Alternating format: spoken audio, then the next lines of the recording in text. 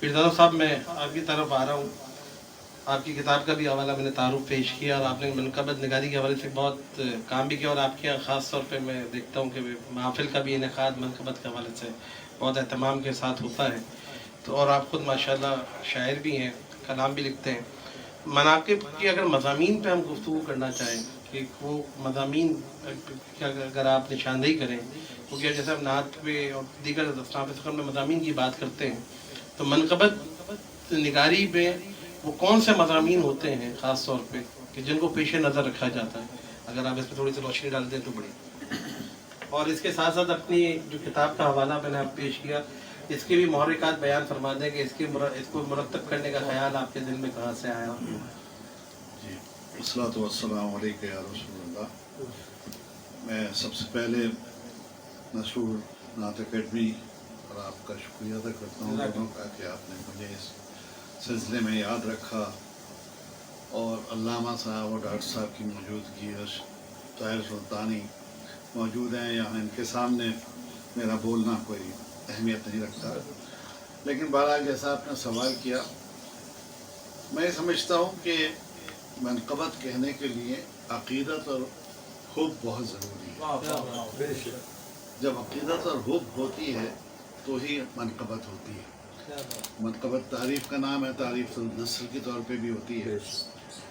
और रहा इस बात का सवाल कि मनक़बत निगारी के अगर वैसे गौर करें तो जो भी वली अल्लाह होता है वह इल्म लदुन्नी से माला माल होता है, और शायर को वैसे भी तलमीज़ुर रहमान कहा जाता है। तो शायर होते हुए ये कहना कि जी वो नात ना कह सके या वो हम ना कह सके, तो वो तलमीज़ुर रहमान तो नहीं हुआ। बहरहाल जब तलमीज़ुर रहमान है तो वो नात हम भी कहेगा, नात भी कहेगा, मनक़बत भी कहेगा। और ये अल्लाह के लिए, खुलफ़ाए राशिदीन के लिए हमेशा से मनाक़िब कही गई। और जैसा कि आपने फरमाया कि हज़रत अबू तालिब ने पहली मनक़बत पेश की। एक रवायत ये भी कि हस्सान बिन साबित ने भी हज़रत अबू बकर सिद्दीक़ रज़ियल्लाहु ताला अन्हु, जी हाँ, रवायत है कि उन्होंने भी रसूलुल्लाह सल्लल्लाहु अलैहि वसल्लम के सामने हज़रत अबू बकर सिद्दीक़ रज़ियल्लाहु ताला अन्हु की मनक़बत पेश की। तो इसको मनक़बत जायज़ होने का भी एक जवाज़ मिलता है। और रहा आज के दौर में जो शोरा हैं वो तकरीबन हर शायरी मनक़बत निगारी पर काम कर रहा है। मैं मिसाल दूंगा, जैसे हज़रत शाह अंसार हुसैन इलाहाबादी, आपकी हर नात में जो मक़ते का शेर होता था वो मनक़बत का शेर होता था, और अहले बैत रसूल से खुसूसन उनका हमेशा जो भी शेर हुआ। इसी तरह रशीद वारसी साहब ने भी जितने अशार कहे हैं वो बहुत कम शोरा ने अपनी नातों में इस्तेमाल किए हैं। नात के साथ मनक़बत कहना बहुत नाजुक काम है, लेकिन उसको बड़ी खूबसूरती से उन्होंने निभाया है।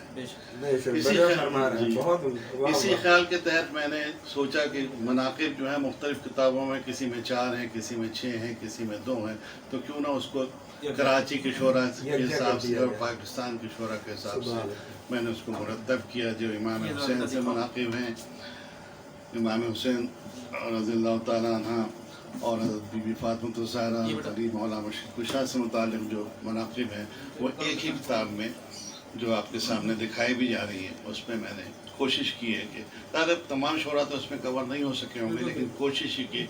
इसमें मुझे मंज़र आरफी साहब ने बहुत मेरा साथ दिया, और उन्हीं की असल मेहनत है। मेहनत एक मैं मुहर्रिक ज़रूर हूँ इसका। और इस सिलसिले में सबीर रहमानी ने भी मुझे काफ़ी मुहर्रिक हरकत के लिए आने को कहा कि तुम जब इस सिलसिले में काम कर रहे हो तो क्यों ना ये काम। तो उन्होंने मंज़र आरफी और हमने मिलकर ये काम किया, और अल्लाह का शुक्र है कि कभी काफ़ी पज़ीराई हासिल हुई।